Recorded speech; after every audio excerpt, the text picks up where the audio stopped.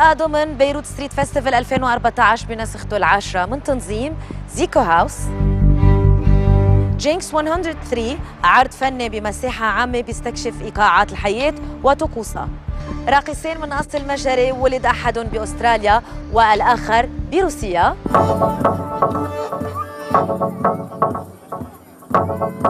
ولكن بالرغم من عيشهم بمساحات متعاكسة جغرافياً، التقوا وتعاونوا لإيجاد وإظهار التراث المشترك اللي بيجمعهم من خلال شغفهم بلغة تعبير عالمية وهي الرقص. أقدام خفيفة وسريعة، ليونة وقفزات عالية، حركات بتكون المساحة من جديد. فريق لمسات بيتوجه للزيتونة باي ليشارك بالعرض الديناميكي وللقاء الراقصين.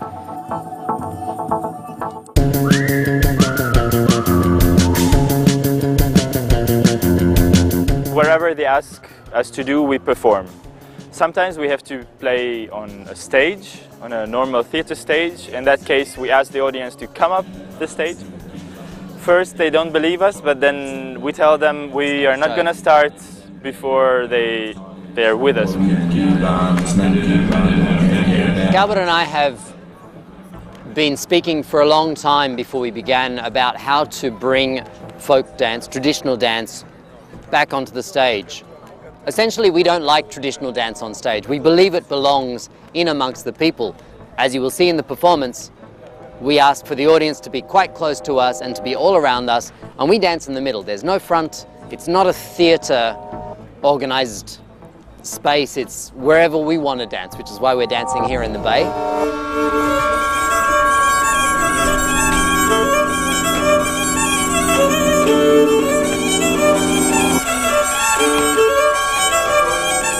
The challenges of this creation were how to avoid being 100% respectful of this tradition that can often be treated like something that's untouchable and unchangeable.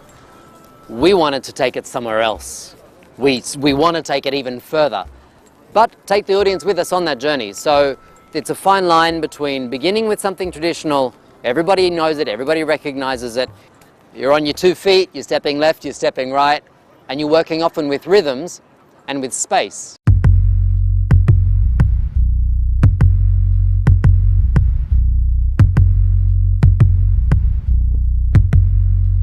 I began dancing when I was 5 with Hungarian folk dance and with tap dance. I've always been drawn to rhythm.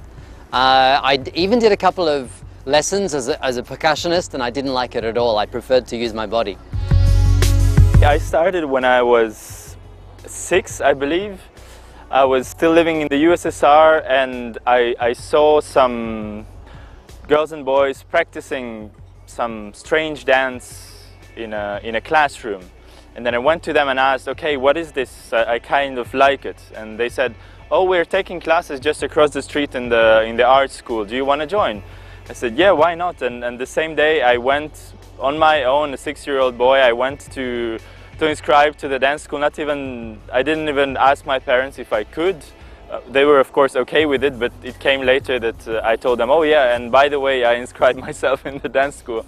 So there I was learning some classical ballet, some Ukrainian, Russian folk dance. And then when we moved to Hungary, then it became more serious with more folk dance. Over the years, of course, we discovered other styles and other dances, and we both ended up in contemporary dance.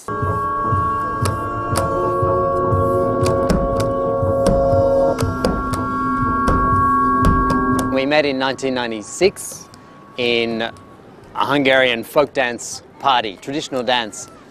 And 15 years later, we find ourselves both in the same city of Geneva in Switzerland. And it was a nice reconnection, and we decided to do something with our common heritage of Hungarian folk dance and our life as contemporary dancers. So we created Jinx.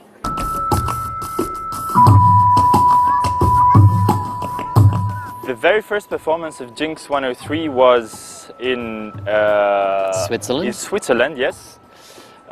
It was in the frame of the Fête de la danse. Fête de la danse. They were looking for a form that can be performed nearly anywhere and that can really go to people. So our premiere was just outside Geneva in a small city called Mérin. On the marketplace, we arrived, there was the market, there were the people buying, selling, and we just started to walk around, we put the music, and all of a sudden we had 150 people around us watching us. It felt really good that our sensation about how to treat traditional dance in a contemporary way were approved. You say jinx in English when two people say the same thing at the same time. You have to say jinx. It's kind of avoiding a curse.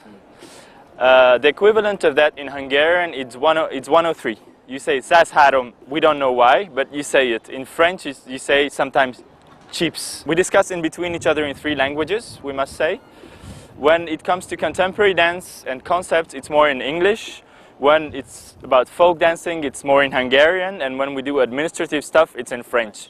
So in the studio, there was more the English and the Hungarian present. So that's why we chose these 2 languages and name it Jinx 103. Today is our 100th performance. We have performed in 60 cities of 20 different countries. Cuba to Mexico to South Africa to Albania and Spain, Italy. We still have a few countries to go, but it's a very easy show to tour, which is not often the case. Can often be very complicated with a lot of technical requirements. We show up, have a little sound system, and we can dance.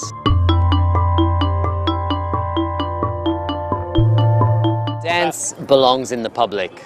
Dance has a really nice place in amongst the people. Art in general has become more and more accessible over the last 10 years and has been pushing to find and reach out to get the audience involved and interested. And it's in public spaces that can happen in the easiest way.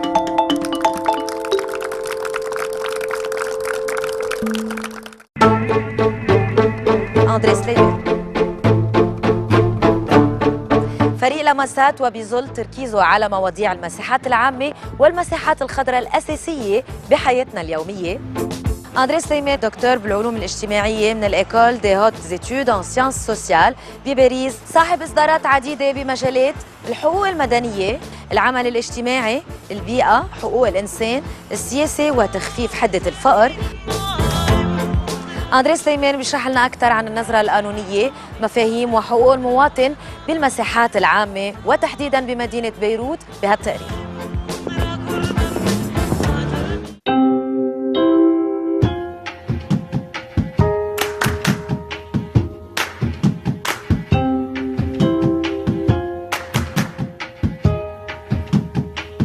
المدينة ليس فقط للسكن، منا بس كتل بطون للناس يسكنوا فيها ويعملوا مساحة خاصة فيها يربوا عيال. المدينة هي بالدرجة الأولى مساحة عيش ومساحة نمو وتطور شخصي، هي نمط عيش، كمان حاجة ببيئة خضراء، ببيئة مفتوحة للجميع، وهيدي كلها لازم المدينة تحطها بمتناول القاطنين فيها.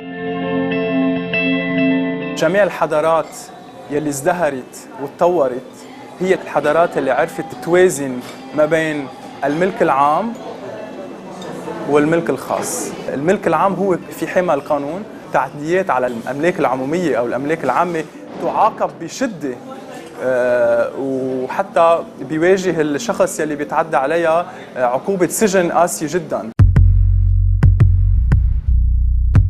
مفهوم الملك العام بلبنان محدد بموجب قرار صادر ب 10 حزيران 1925. فتنص المادة 2 من هذا القرار على الأملاك العمومية يلي هي ملك حصري للدولة، وهي التالية: أنهر، الشواطئ، الينابيع، وحتى التحديد بيروح شوي لبعيد، كل شط الرمل وكل المساحة يلي بيوصل لها الموج بالشتاء، يعني بوقت العواصف.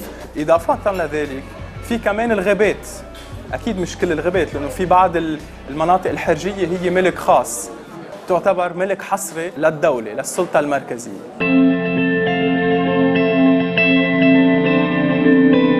في مبدئياً قوانين بتحمي المساحات العامة، من أهمها نص قانوني كتير حلو وكتير متطور ومتقدم بالنسبة لليوم، بيقول ممنوع إنه المياه المبتذلة أي المجارير تصب بالبحر أو بالأنهر. يعني كل شيء اللي نحن عم نعاني منه عم نتظاهر ضده هو فعلياً ممنوع بموجب هيدا المرسوم اللي صادر بال94. السلطات يبدو انه منا حريصه على تطبيقها، والسلطات بعني الوزارات والبلديات ايضا، اذا ما بدهم يحسنوا القانون او يطوروه بس يطبقوا اللي موجود.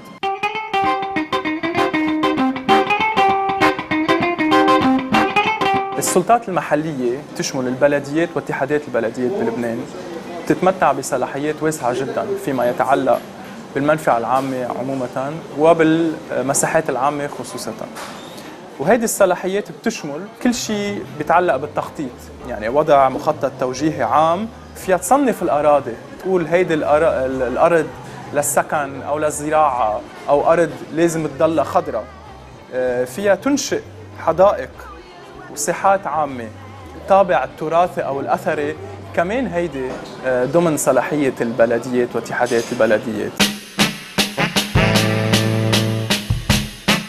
صار في مبادرة اسمها بيروت جرين جايد، هدفها تحديد المساحات الخضراء ببيروت بهدف تحفيز الناس وتشجيعهم للاهتمام بهذا الموضوع، وحتى للتردد لهالمناطق ولهالمربعات الخضراء المتبقية بالمدينة. هيدي بنظري مبادرة ممتازة لازم ينشغل عليها أكثر، مش بس الدليل بحد ذاته ينشغل عليه، المساحات الخضراء حتى نقدر نوسعها، أو حتى نخلي المواطنين يطالبوا أكثر البلديات بالدرجة الأولى، يطالبوا البلديات بإنشاء مساحات خضراء جديدة وتوسيع المساحات الخضراء الموجودة.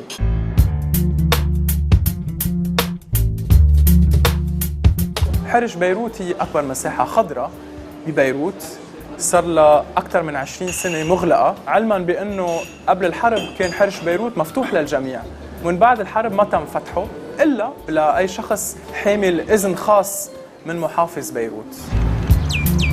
في شيء أساسي هو الوعي القانوني والاطلاع على النصوص القانونية والتشريعية يلي بتنظم المساحات العامة.